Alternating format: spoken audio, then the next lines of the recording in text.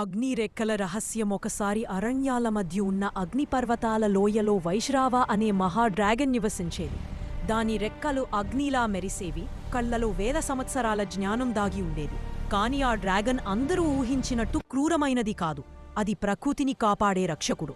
ఆ ప్రాంతంలో ఆర్యన్ అనే ధైర్యమైన యువకుడు ఉండేవాడు. అతని గ్రామం ఎండలు, కరువు వల్ల నాశనమవుతుంది. పెద్దలు చెప్పే ఒకే కథ, డ్రాగన్ అగ్ని హృదయం దొరికితే భూమి మళ్లీ పచ్చబడుతుంది. ఆర్యన్ భయాన్ని జయించి డ్రాగన్ను వెతుకుతూ లోయలోకి ప్రయాణం మొదలుపెట్టాడు.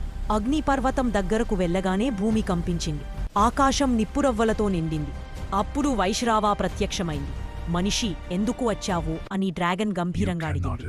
ఆర్యన్ తన గ్రామ కథను చెప్పాడు. అతని మాటల్లోని నిజాయితీ డ్రాగన్ హృదయాన్ని తాకింది అని డ్రాగన్ చెప్పింది. డ్రాగన్ ఆర్యన్కు తన అగ్ని హృదయం ఇవ్వలేదు, కాని ఒక అగ్ని రెక్క నుంచి వెలిసిన కాంతిని అతనికి ప్రసాదించింది. ఇది నీ ఉద్దేశం పవిత్రమైతే మాత్రమే పనిచేస్తుంది. గ్రామానికి తిరిగి వచ్చి ఆ కాంతిని భూమిలో నాటాడు.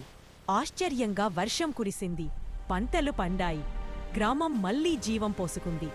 అప్పటినుంచి ప్రజలు అర్థం చేసుకున్నారు, నిజమైన డ్రాగన్ శక్తి అగ్నిలో కాదు, నమ్మకంలో ఉంది.